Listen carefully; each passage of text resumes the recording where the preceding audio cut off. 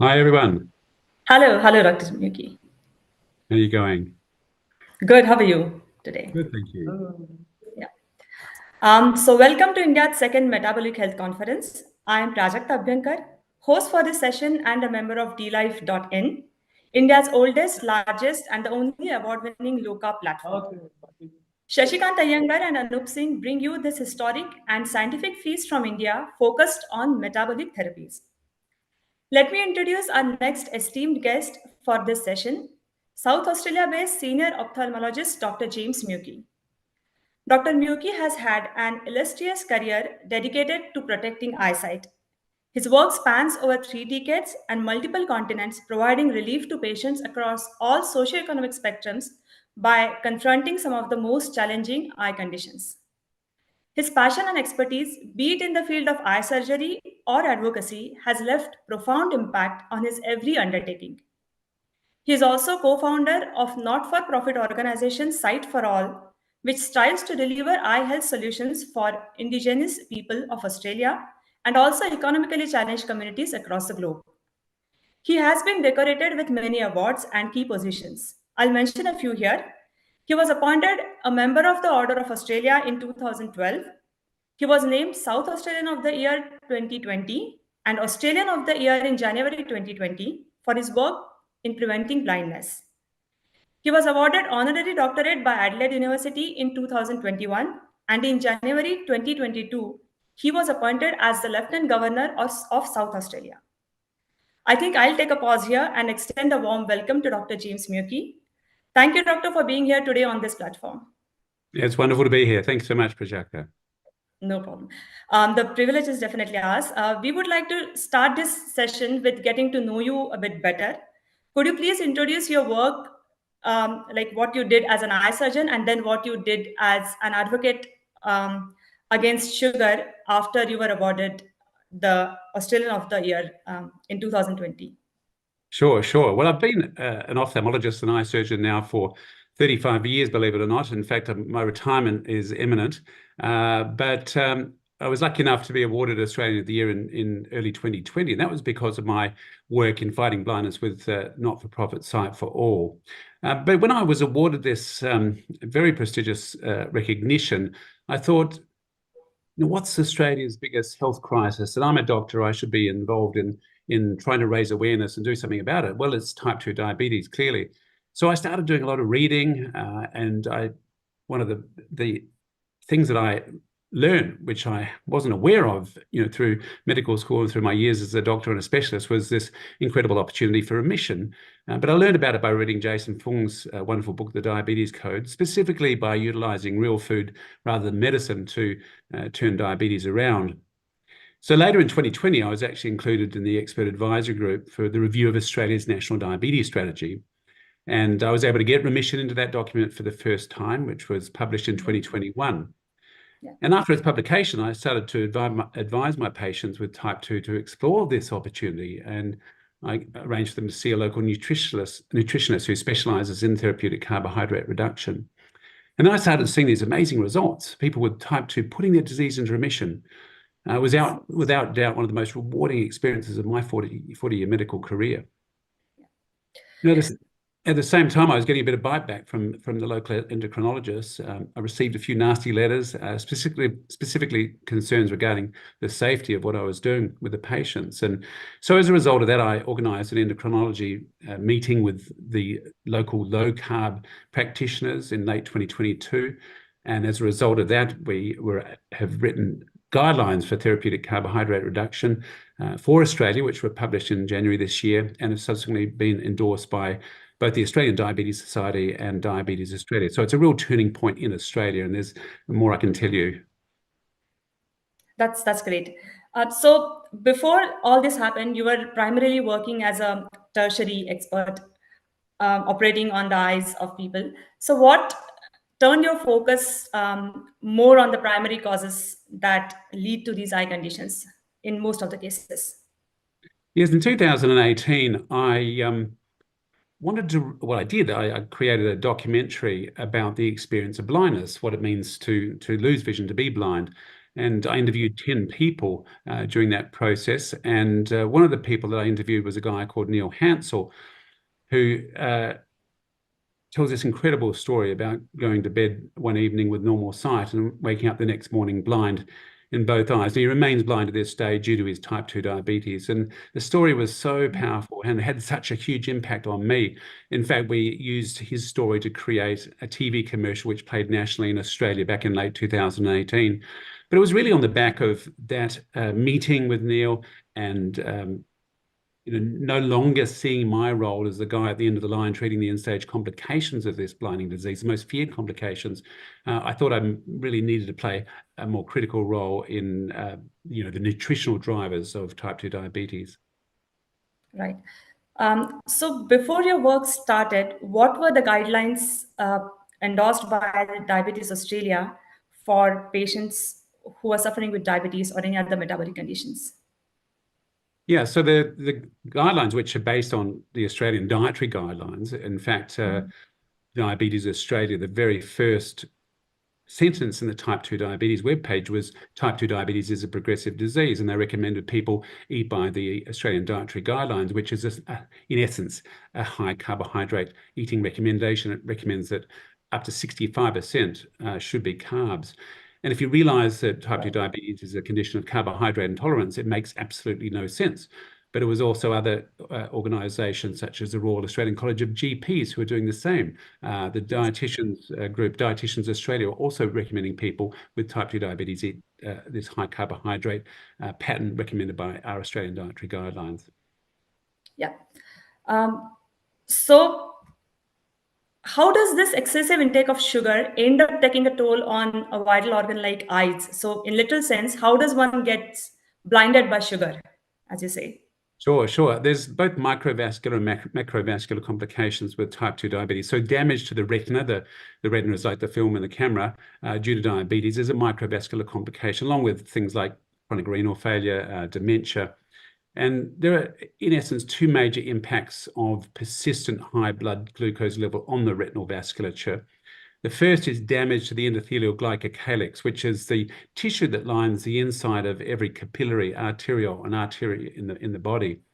And we know that diabetes damages this glycocalyx, and that leads to leakiness from the blood vessels. And when it leaks into the central vision area of the retina, what we call the macula, and that causes diabetic macular edema, and that's the major threat to the vision from people with diabetes.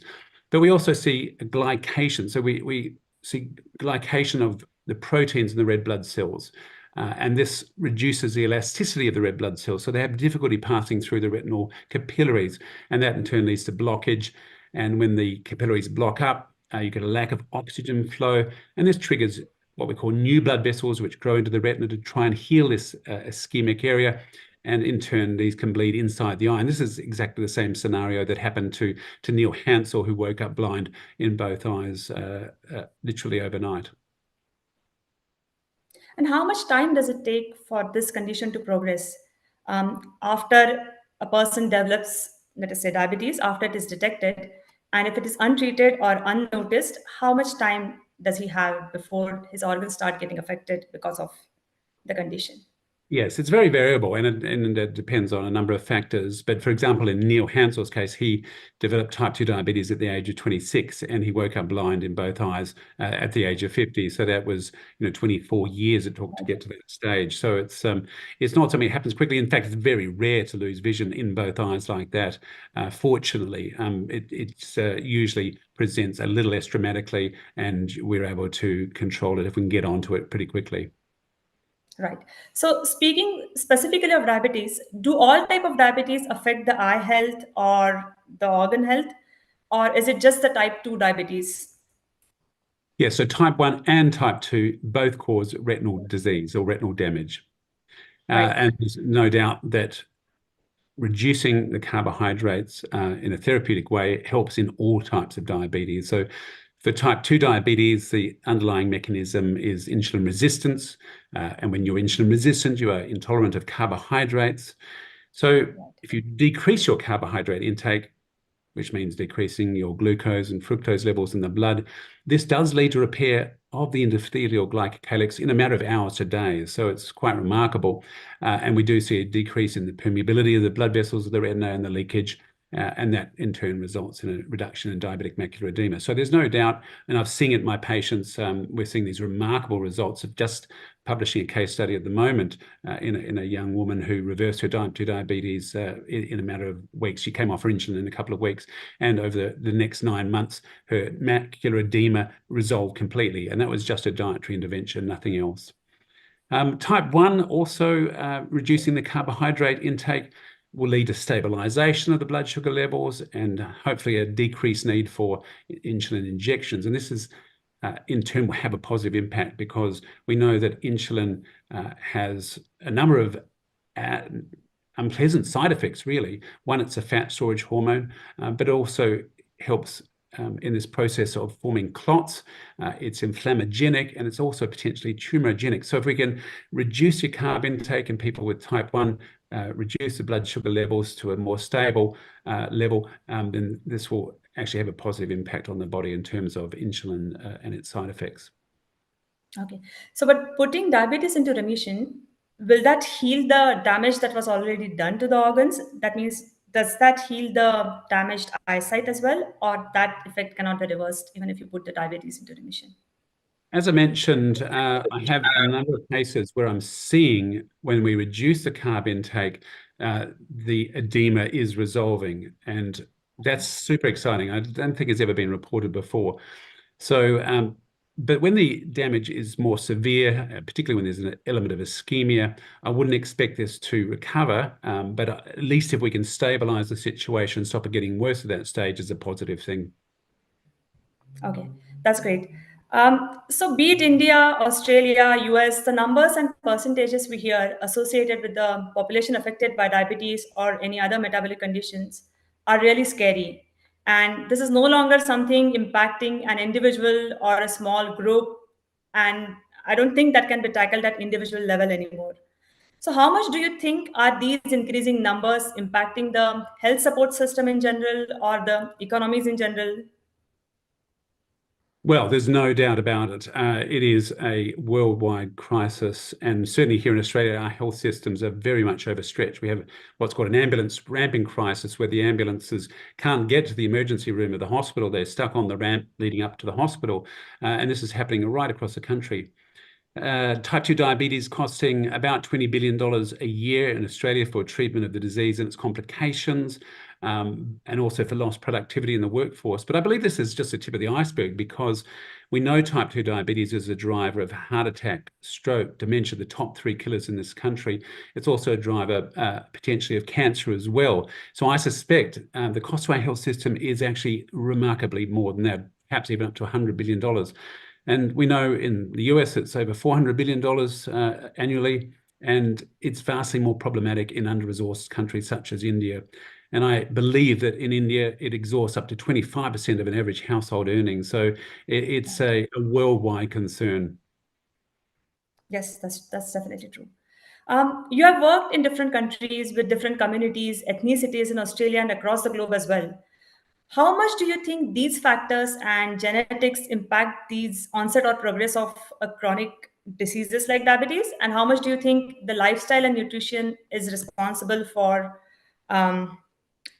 getting these diseases or the progress of the diseases? Yeah, I quite like the adage, genetics loads the gun, but diet pulls the trigger. Type 2 diabetes is not caused by genetics, but there is a genetic susceptibility that differs within different racial groups and even from one individual to the next. And we know that globally there's been about a 4-fold increase in type 2 diabetes over the past half century. In countries such as China, there's been more than a 10-fold increase. In Australia's First Nations people, there's been over an 80-fold increase in type 2 diabetes over the past half century. So it's deeply concerning here in this country. And Northern Australia actually leads the world for type 2 diabetes in kids. So it's deeply concerning. There are now more thin metabolically unhealthy people than there are obese metabolically unhealthy people in the USA, and I suspect also here in Australia and likely also in India as well. And you may have heard of this entity called TOFI, thin on the outside, fat on the inside. Basically means type 2 diabetes without obesity. India, Pakistan, China, all this is a major concern. So although obesity is the major risk factor for type 2 diabetes, it's not the central issue here. It's not even the type of calories that are consumed, but it's not even the number of calories that are consumed. It's a type of calories, particularly the fructose and the seed oil, which is so concerning and so dangerous for us. Right. So a person who has been detected with diabetes, what test and frequency do you recommend to get the checkup for eyes or other vital organs done to make sure that there is no damage to these organs because of the metabolic disorder? Yeah, sure. For everyone, I would recommend having a general eye check with a local optometrist every couple of years from the age of 40.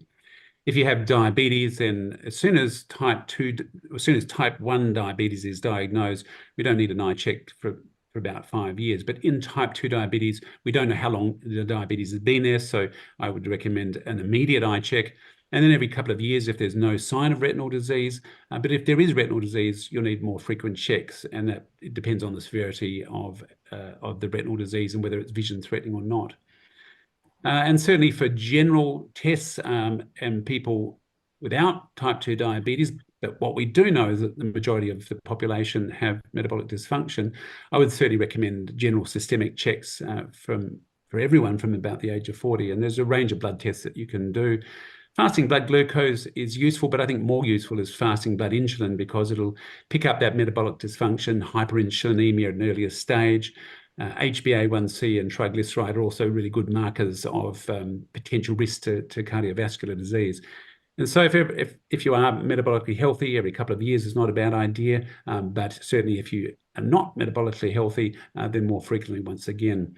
But quite simply, just measuring your girth, and if that is more than twice more than 50% of your height, then there's a risk there that you have visceral obesity or abdominal obesity and a fatty liver, and so that's certainly something you need to get onto straight away. Go and see your GP and have these other tests done.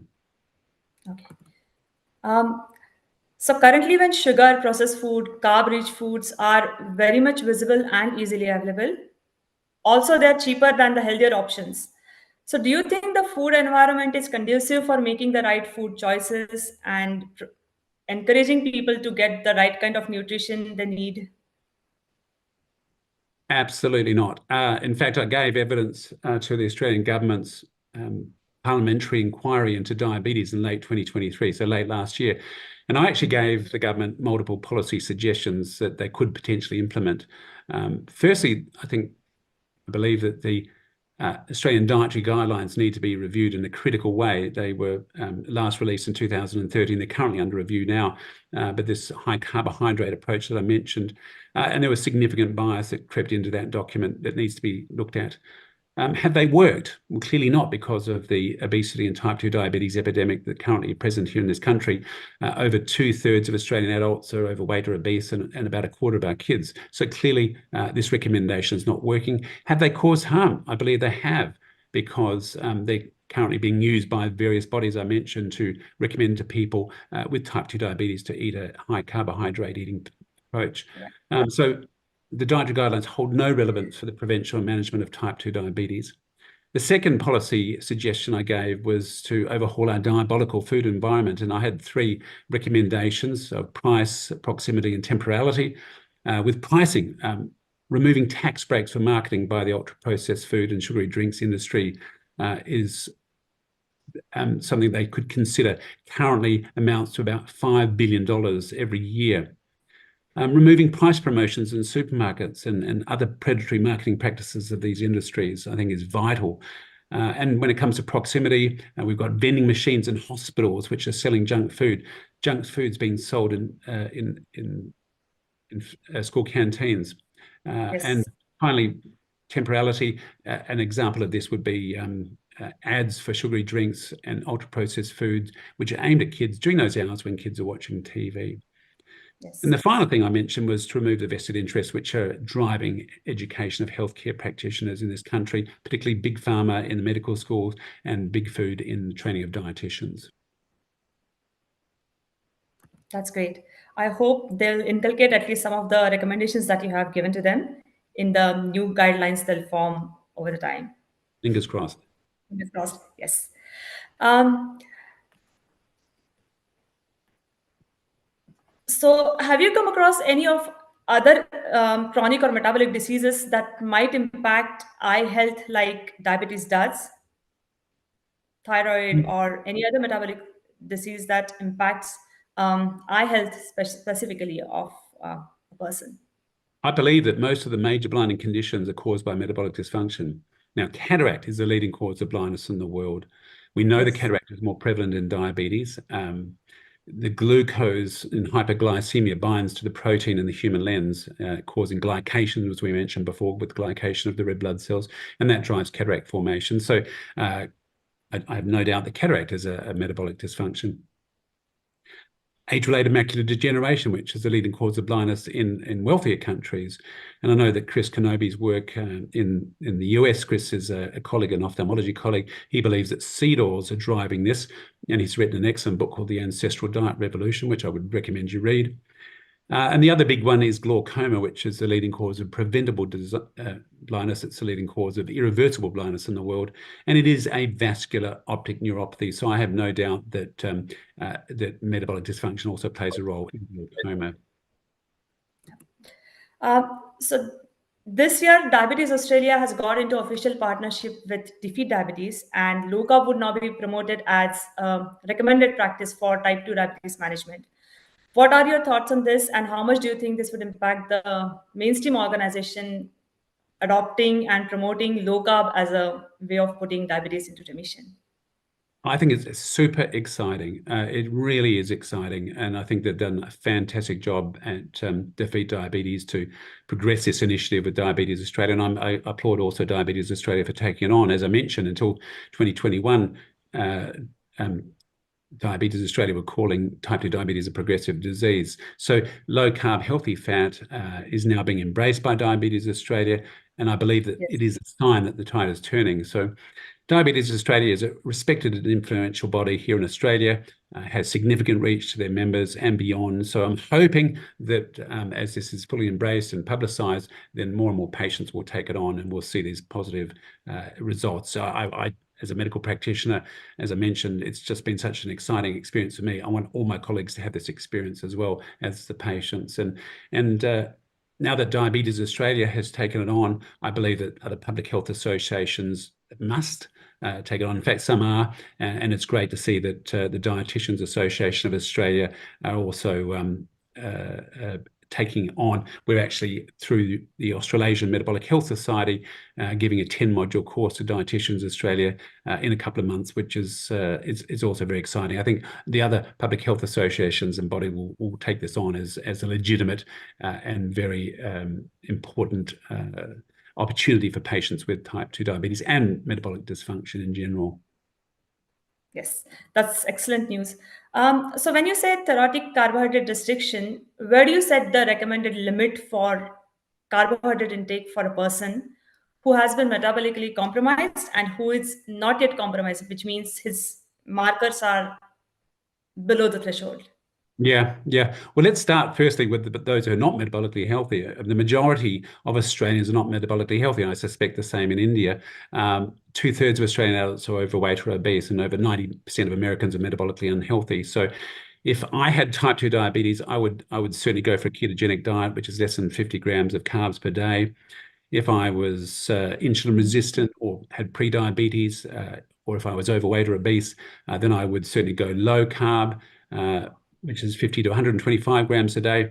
Fortunately, I'm metabolically healthy, and so I sort of hover somewhere between low and medium carb being about 130 to 220 grams per day.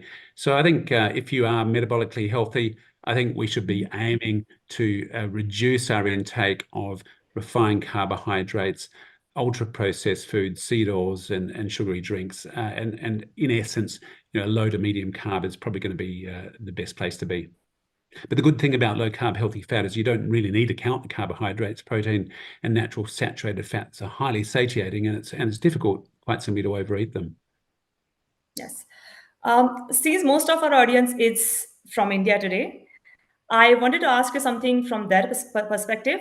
You must have come across many Indian patients who are vegetarian, ovo-vegetarian, lacto-ovo-vegetarian. So how do you handle these cases where people are not very flexible with their food choices? They have limited options and they need to get whatever macros they need to get within those options. Yeah, I think the simple message should be just to eat real food. I think no doubt that ultra-processed food, or what I prefer to call ultra-processed food, like substances, are driving a lot of the metabolic dysfunction. In the United States, something like 62% of the calories in the diet are ultra-processed, over 50% in the UK, and close to 50% here in Australia. I'm not sure what the stats are in India, but certainly when you look at the major components of most ultra-processed foods, they're highly refined products such as sugar, wheat flour, and seed oils, and there are a bunch of other dubious additives which are potentially dangerous. So I think eating real food, avoiding ultra-processed food, like I hope the majority of people in India do, there are other things you can do. There's no doubt, as I mentioned, avoiding sugary drinks like fruit juices, energy drinks. In India specifically, sweet chai and sugarcane juice. I was actually in India only a month ago, and I noticed the sugarcane vendors on the streets. Avoiding dried fruits as much as possible. Avoiding adding sugars to food such as curry and stir fries, particularly palm sugar. Avoid using seed oils for frying. I much prefer using ghee, which is a natural saturated fat made from clarified butter. And avoid fast foods which have been deep fried in seed oils, both the American versions such as French fries and Indian versions such as pakoras. Any of these fast foods which are deep fried in seed oils are potentially harmful to us. Myself, I also have an element of time-restricted eating or intermittent fasting. I basically don't have breakfast each day, which means that I eat within a 8-hour window, so 16 hours I don't eat. And during that 16 hours, your insulin level drops. And when the insulin level drops, I mentioned insulin's a fat storage hormone, so you actually mobilize fat from the stores. So it's a good adjunct to trying to improve your metabolic health. I also do some other non-dietary things, particularly resistance training. Building up your muscles is important to act as a sink for triglycerides. It also helps prevent sarcopenia as we get old, and as we age, this risk of frailty and fragility, falls and fractures is a real problem in the aged. I try to get a good night's sleep. It's usually the one thing that eludes me much of the time, but a good night's sleep we know is important for metabolic health. And getting out and into the sun in the morning, getting that vitamin D is also really good way of improving your metabolic health. And finally, I do enjoy a glass of whiskey every now and then, but we know that alcohol actually inhibits glucagon. So glucagon is the opposite hormone to insulin. It's a fat mobilization hormone. So if you're inhibiting it, then potentially that also means that you're having more difficulty losing weight or reversing your metabolic dysfunction. So there's just a few tips that you could engage in. And actually, interestingly, let's see if I can find it. I was reading today about a study looking at the incidence of coronary heart disease in India. It was a study that looked at over 1 million men, and the highest rates of coronary heart disease were in Madras, where fat consumption was lower and consisted primarily of polyunsaturated seed oils. And the lowest rates of cardiovascular disease were in the Punjab, where milk products supplied the fat, with only 2% coming from polyunsaturates. So the Punjab men were 7 times less likely to die from heart disease than those in Madras, and their overall lifespan was 8 years longer. So this is just another piece of evidence encouraging us to not fear natural saturated fats, and certainly to avoid these polyunsaturated seed oils. Yes. I'm sure at least those who are viewing this, who will view this podcast, will pay heed to whatever you have recommended and try to follow the guidelines to the best of their ability. Yeah.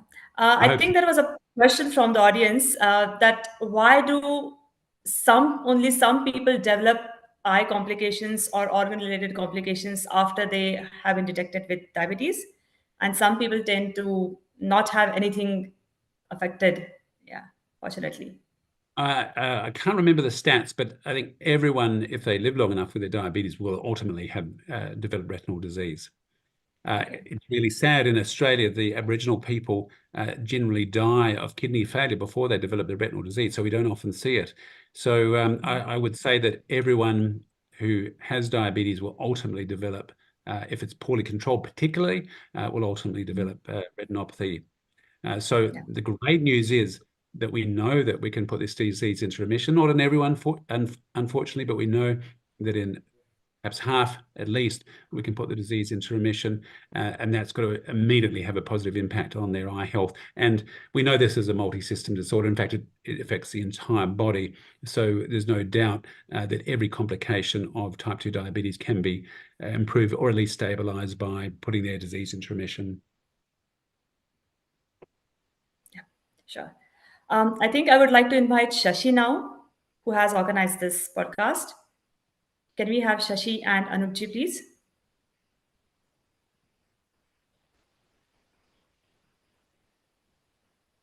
Hello, Dr. James. Hi, Shashi. How are you? Hi, fine. Thank you. Thank you. In spite of your personal commitment and all the other personal issues you have, you have taken pains and time to attend this conference. We still have some time for this. I think we have some 10 minutes more, I think. So there are a few questions I wanted to ask, especially as an ophthalmologist, and you do see on retinopathy. We have a position against sugar. Okay, so that excess sugar can cause diabetes. I mean, or it causes raised blood sugar and diabetes and cause a lot of issues. What is your view on fruits, especially the high glycemic fruits? Does the fructose in it also cause some problem, or what is your standpoint on that? Yes, so fruits, and I like this thought that nature packages up the poison in the fruit, which is the fructose element, and fructose is not a good sugar just because it's found in fruit. So nature packages up the fructose with fiber, and the fiber actually reduces the absorption of fructose into the bloodstream. So eating the whole fruit rather than the fruit juice is much healthier if you want to eat fruit. If you have metabolic dysfunction, if you have type 2 diabetes, perhaps you should be avoiding fruit altogether, but particularly the high sugar tropical fruits that are often found in India, in favor of things like the berries, strawberries, raspberries, blackberries are a better fruit. They're a low sugar fruit. So avoiding high sugar fruits if you have type 2 diabetes in India is a good idea.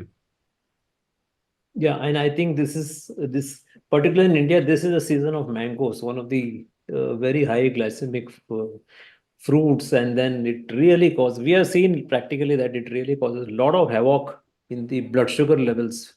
And when people come to us post this season, they do really have dysregulated blood sugar. Anup, you wanted to ask any more questions on? Yeah, there's one specific question, it's more related to a grain-centric country like India. Now, they say often that low-carb, high-fat diet is expensive and it cannot be followed long-term because of cost. Now, do you face similar situation in Australia, or and if you do, how do you handle such patients? Yeah, absolutely. This is, I think, a worldwide phenomenon, and particularly when you realise in my state, South Australia, wheat is our biggest export. So there's a real pushback, and there's this sort of understanding or belief, let's say, that low carb, healthy fat is actually more expensive, but there's been lots of modeling done, and it does not need to be more expensive. In fact, consuming ultra-processed foods, consuming these fake animal meat products, for example, are much more expensive than real food. So if we focus on a real food diet, focus on supporting local farmers and producers and growers, I think this is a much more positive way of looking at it, and avoiding those ultra-processed foods, which have become such a big part. It's become normalized in our country these days, but there's no doubt they can be cheap. They're certainly unhealthy, and ultimately it's much cheaper in the long run to invest in your own health than to go down this pathway of type 2 diabetes and its complications and the enormous expenses that entails. Yeah, one more important question is, how much do you think it is important to get an ophthalmic checkup done when someone is diagnosed with diabetes? Now, in India, very few people actually get an ophthalmic checkup done. Unless they have an issue, they really do not go. So, in your experience, what is the kind of morbidity you see, even if, let us say, not only in those people who have been recently diagnosed as diabetes, but even in pre-diabetes? What is your broad view and your experience in this? Certainly, I've seen patients with pre-diabetes with retinal disease. Now, whether they had type 2 diabetes and they've just moved back into a pre-diabetes diagnosis, or I'm not sure, but I've certainly seen patients with pre-diabetes with retinal disease. But we must remember, this is just a continuum of metabolic dysfunction. It starts with insulin resistance, moves through pre-diabetes to type 2 diabetes. So that's the mark of when we call metabolic dysfunction type 2 diabetes, which is over HbA1c of 6.5, is just an arbitrary mark. And so potentially diabetic retinal disease can happen at any stage, but it's more likely to happen, of course, as your HbA1c rises above 6.5. And we know that about a third of patients with type 2 diabetes will have retinal disease, and of those, about 10% will have vision-threatening disease. So in Australia, we have probably in the order of 2 million with type 2 diabetes. So probably close to 200,000 will have vision-threatening disease. And certainly every week in my clinic, I'm treating patients with vision-threatening eye disease due to their type 2 diabetes. The mainstay of treatment used to be retinal laser, but these days we inject the antibody into the eye, the anti-vascular endothelial growth factor, which has been remarkable in terms of stabilizing their vision. But you also need to treat the underlying metabolic dysfunction. That's why reducing the carbohydrate intake, reducing the seed oil intake is so important. And as I mentioned earlier, what I'm noticing almost across the board, almost universally, is patients with type 2 diabetes, their edema is improving immediately upon implementing therapeutic carbohydrate reduction. Do you see any difference? Yeah. I mean, Anu, you said that 6.5 is an arbitrary number. So does that practically mean that anyone with A1C above 5.6 could be classified as diabetic? Because even I don't agree with pre-diabetes and all these classifications. Well, certainly we know that above 5.5, there was a study out of Japan that showed with an HbA1c of greater than 5.5, cardiovascular risk increases. And we know the cardiovascular risk increases. We know that the risk of retinal disease increases. In fact, we know that the risk of all the complications of type 2 diabetes increases with rising HbA1c. So I believe one of the goals, particularly for patients who are looking at putting their disease into remission, putting their type 2 diabetes into remission, even if they can't get it back below the 6.5 level, any improvement in HbA1c has got to have a positive gain on their long-term health and the complications that of potential lying in wait for them. I think, Yes, Anu, when we read the book of Dr. Richard Bernstein, we have seen that he says that even people with pre-diabetes, they already come with multiple complications, including that of even ophthalmic. He would very classically mention everything, including anything which affects the nerves function, as well as some ophthalmic component is always there. Now, Prajakta has already asked you about your experience with Indian population. Now, what difference do you see between the original Australian population, the Aboriginals, and what are the Caucasians? Is there any difference in the morbidity between them and others? Yes, as I mentioned, there's been something like a 40 times increase in type 2 diabetes in First Nations people, Aboriginal people over the last 50 years. So it's impacted on them hugely. There's no question about that. They're genetically not adapted to the modern diet, the standard Australian diet, the SAD diet, that they've been instructed or it's been inflicted upon them. And so, and if you go out to the Aboriginal communities in remote areas and regional areas of Australia, often the the food that is available is predominantly ultra processed and sugary drinks, and real food, whole food, healthy food is often in limited supply. It's very expensive and sometimes even out of date. So unfortunately, this group of the population is very underprivileged, and they are, like other minority ethnic groups and underprivileged groups, at high risk of type 2 diabetes. So it's terribly distressing to me to see this disease. And we know Karen O'Day, who was a researcher in this field many years ago, undertook a study where she took Aboriginal people back onto their ancestral diet, their traditional diet, and found that they could reverse their type 2 diabetes. And yet, our Australian Guide for Healthy Eating, which is based on our Australian dietary guidelines, there is a subset for Aboriginal and Torres Strait Islander people, which is packed with products made from refined carbohydrates, also products which are often highly processed. And there's absolutely no question this is far removed from their ancestral diet, and it's certainly not good food for people who are at high risk of developing type 2 diabetes. And are they also prone to associated conditions like cardiovascular? How common is it to see cardiovascular and ophthalmic problem in people with diabetes? Or is it isolated? Yeah, let us say a person with diabetes comes, he has an ophthalmic problem. Is there also very strong association with cardiac problem, or is it isolated ophthalmic problem? Oh, no. I think they're all very much Overlapping. Yeah, they're all very much related. So I was just curious, how much overlap is it? Yeah, I can't give you any definite data on that, but I did mention earlier that Aboriginal people often, what we're finding is that they develop renal failure very, very rapidly and often die at an earlier age, and certainly maybe before even the blinding complications really take hold. So it seems to affect them in a different way, and I think this modern diet is so far removed from what they're adapted over the last tens of thousands of years to consume. It's certainly not ultra processed, industrially produced foods. I think that is the sad part, and even we have been reading on this, how the indigenous population, they tend to suffer much more with the ultra processed food than the other population. Maybe they are a little more not adapted to this ultra processed. Of course, none of us are adapted, but nevertheless, probably it is impacting them even more in terms of the complications, even the affordability and everything.